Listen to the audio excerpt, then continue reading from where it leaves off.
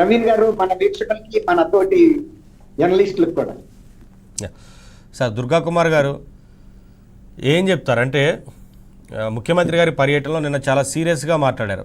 జగన్మోహన్ రెడ్డి గారి తీరు మీద చాలా ఆగ్రహాన్ని వ్యక్తం చేస్తున్నారు. ఎందుకంటే ఇటీవల కాలంలో పర్యటనలు చూసినా పరామర్శలు చూసినా అన్నీ కూడా కావాలనే రాష్ట్రంలో ప్రశాంతంగా ఉన్న రాష్ట్రాల్లో విధ్వంసం సృష్టించాలని ప్రయత్నం చేస్తున్నారు. వారి పార్టీ నేతలు రెచ్చగొడుతున్నారు. రకరకాల పర్యటనల పేరుతో ఇదంతా చేసి తిరిగి ఆ నెపాన్ని ప్రభుత్వం మీద వేయాలని చూస్తున్నారు కదా. మనం అందరం అబ్జర్వ్ చేస్తున్నాం గత కొంతకాలంగా ఈ పర్యటనలు కావచ్చు, ఇవన్నీ చూస్తుంటే మీ అబ్జర్వేషన్ ఏంటి? మీరు ఎలా రెస్పాండ్ అవుతారు సార్? నిజానికి ఫ్రాంక్ గా చెప్పాలంటే చంద్రబాబు నాయుడు గారే కొద్దిగా లేట్ గా రియాక్ట్ అయ్యారని చెప్పాలంటే. ఆయన కన్నా కూడా ప్రజలు తొందరగా రియాక్ట్ అయ్యారు. వాళ్ళు చేసిన తప్పును వాళ్ళు తెలుసుకుని 2019లో నుంచి ఆయన చేసినటువంటి అరాచకాలకి 24లో చాలా గట్టి తీర్పు ఇచ్చారు. ఆ రోజున 2019లో జరిగిన ఇన్సిడెంట్ ని చంద్రబాబు నాయుడు గారు 5 ఏళ్ళ రియాక్ట్ అయ్యాడు. వివేకానంద రెడ్డి గారి హత్యను తన మీద వేసి ఎంత రాజకీయ ప్రయోజనం పొందాడనేది ఆయన ఇవాళ చెప్పాడు. కానీ ప్రజలు ఆ రోజే చెప్పుంటే ఆ తప్పు జరిగేది కాదు. తప్పు జరిగిన తర్వాత రిలీజ్ అయ్యి ఇవాళ జగన్మోహన్ రెడ్డి గారు నైజాన్ని మొత్తాన్ని బయట పెట్టాడు.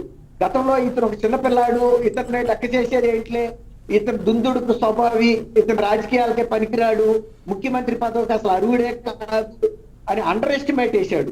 అండర్ ఎస్టిమేట్ వేయటం వలన అసలు ఆయన్ని ఒక సమఉజ్జిగా ఆయన అసలు చూడలేదు. ఆ దృక్పథంతో ఓవర్ లుక్ చేయటం వలన దాన్ని అడ్వాంటేజ్ గా తీసుకుని 2019లో ఆయన ముఖ్యమంత్రి కాగలిగాడు. ప్రజల్ని నమ్మకంగా ద్రోహం కూడా విజయవంతంగా చేయగలిగాడు. ఇవాళ ఈ చెబుతున్న నిజాలే కనుక ఆయన 2019లో చెప్పుకుంటుంటే రాష్ట్రానికి ఈ పరిస్థితి పట్టేది కాదు. ఇవాళ నేను ఆయన ఎట్టి పరిస్థితుల్లోనూ అధికారంలోకి రానివ్వను అనే మాట చెప్తున్నాడు కదండి.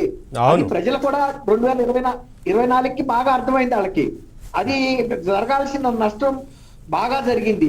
మీరు ఇంతకుముందు కూడా చెప్పారు, ఒక మహిళ ఎమ్మెల్యేని దుర్భాషలాడిన వ్యక్తిని ఇంటికెళ్ళి పరామర్శించి వచ్చాడు అని. జగన్మోహన్ రెడ్డి గారు నైజమే ఎప్పుడు విధ్వంసం అండి. ఆయన పరిపాలనా పగ్గాలు చేపట్టిన మరుసటి రోజు నుంచే ఆయన ప్రజా వేదిక కోల్చడం ద్వారానే విధ్వంసానికి రచన మొదలెట్టాడు. ఆయన నైజం ఎప్పటికీ మారదు. అందువల్లే తల్లి చెల్లి కూడా ఆయనకి దూరంగా జరిగి వెళ్ళిపోయారు. మనం తప్పు చేశాము, ఇతరులో ఉన్న అపరిచితుడిని మనం చూడలేకపోయాం అనేది వాళ్ళు రియలైజ్ అయ్యారు. కానీ చంద్రబాబు నాయుడు గారు లేట్ గా రియలైజ్ అయ్యాడు. ఇంకొకటి ఇక్కడ ఒక చిన్న విషయం గమనించాలి. మన నవీన్ గారు అంటే ఇది అసలు జగన్మోహన్ రెడ్డి గారికి చంద్రబాబు నాయుడు గారి మీద ఎంత విద్వేషం ఎందుకు ఉంది అనేది ఆయన ఎప్పటికైనా అరెస్ట్ చేయించాలి అనే దీనికి పునాది ఇవాళ కాదండి. 2014-16 సంవత్సరాల్లో రాజశేఖర రెడ్డి గారు ముఖ్యమంత్రిగా ఉన్నప్పుడు చంద్రబాబు నాయుడు గారు తల్లిని ఉద్దేశించి ఆయన మీద చేసిన వ్యాఖ్యలు చాలా తీవ్రమైన దుమారం రేగింది. చంద్రబాబు నాయుడు గారు అగ్ని పర్వతాలు పగిలినా కూడా ఆయన ఆ శాసనసభలో నిండు శాసనసభలు ఏమీ చేయలేకపోయాడని కూడా తెలుసు. అయితే ఆ టైంలో చంద్రబాబు నాయుడు మెచ్యూరిటీ ఆ రోజు లేదు కదండి. ఆయన కూడా వ్యతిరేకంగానే ఉండేవాడు అప్పట్లో కొంత ఇప్పుడు మీద. అయితే నిన్న ఒక మాట చెప్పాడు ఆయన. ఆ రోజుల్లో మా పెద్దిరెడ్డి రామచంద్రారెడ్డి కన్నా చంద్రబాబు నాయుడు గారి మీద దేంతోనో దాడి చేశాడని. అది సహజం కదా, అప్పుడు మావాడు కూడా యువకుడే కదా అన్నాడు. అప్పుడు చంద్రబాబు నాయుడు గారు కూడా ఆ తల్లి మీద చేసిన దీన్ని పగ పెట్టుకుని మనసులో ఒక సందర్భోచితంగా సమయం దొరికినప్పుడు రాజశేఖర రెడ్డి గారు కూడా తగిన మూల్యం చెల్లించాడని కూడా చెప్తున్నారు.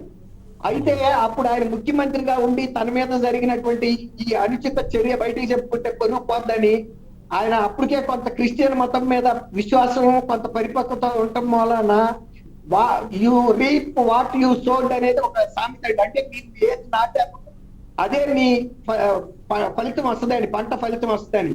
అలాగే నేను ఆయన తల్లి గురించి అలాంటి మాట మాట్లాడాను కాబట్టి నాకు కూడా ఆయన మూల్యం చెల్లించుకున్నాను నేను అని కుటుంబ సభ్యులతో చెప్పి బాధపడ్డాడని తెలుస్తుంది. అంటే ఆయనకి ఏంటంటే అది జగన్మోహన్ రెడ్డి గారు వీళ్ళు అంతర్గతంగా తెలుసు కానీ బయట ఎవరికి ఆయన చెప్పుకోవాలి. ఎందుకంటే తన రాజకీయాల్లో కొనసాగాలి కాబట్టి తన మీద తనకు జరిగిన అవమానం చెప్పుకున్నా కూడా తను చేసిన పని కూడా అక్కడ బాగా. అప్పుడు కొంతమంది మిత్రులు ఎవరైతే సలహాదారులుగా ఉన్నారో వాడు కూడా రాజశేఖర రెడ్డి గారు వారించారు. రాజశేఖర్ నువ్వు మాట్లాడి తప్పు ఎంత ఆవేశం ఉన్నా కూడా వాళ్ళ తల్లి గురించి నువ్వు శాసనసభలో మాట్లాడుతూ అనేది అనుచితమైన చర్య అని. అప్పటికి కొంత ఆయనలో రియలైజేషన్ కూడా వచ్చిందని చెప్తున్నారు. అవును కదా, నేను మాట్లాడకుండా ఉండాల్సిందే అని. అయితే ఇక్కడ ఇంకొక సందర్భం చెప్పుకోవాలండి. రాజశేఖర రెడ్డి గారు లైలా కాలేజీలో చదివాడు. అది సొసైటీ ఆఫ్ జస్టిస్ నిర్వహించే సంస్థ. ఆ ఫాదర్స్ తో ఆయనకి చాలా మంచి సంబంధాలు కూడా ఉండేవి. ఎంత మంచి సంబంధాలంటే రాజారెడ్డి గారి పేరు మీద పులివెందులో ఒక పాలిటెక్నిక్ కాలేజీ ఏర్పాటు చేసి స్మారకంగా అది నిర్వహించలేని పరిస్థితుల్లో కష్టం అవుతుందని చెప్పి అప్పట్లో ఫాదర్ పాల్ సత్యనారాయణ గారు అని కేథలిక్ సొసైటీ ఆఫ్ జెస్యూట్స్ కి ఆంధ్రప్రదేశ్ కి బిషప్ లాంటి ఆయనతో చెప్పి కూడా ఆ ఇన్స్టిట్యూట్ వాళ్ళకి అప్పు చెప్పాడు. కొంత ఈలాగా 4 కోట్ల మధ్యలో బయట సరిగే వ్యక్తి కాదు ఆయన ఫాదర్స్ దగ్గరికి లేకపోతే ఈ చర్చిలో పాస్టర్ల దగ్గరికి వెళ్ళి బైబిల్ని విశ్లేషించి ఇచ్చే ఉపన్యాసాలను విని వంట పట్టించుకున్నాడు. కాబట్టి ఆయన శాసనసభలో తర్వాత కూడా చెప్పారు. సరే సార్, ఏదైనా అవన్నీ డిఫరెంట్ విషయాలు. ఈ రోజున రాష్ట్రంలో అరాచకం సృష్టించాలని, విధ్వంసం సృష్టించాలని ప్రయత్నం చేస్తున్నారనేది ఇటీవల కాలంలో జరుగుతుంది.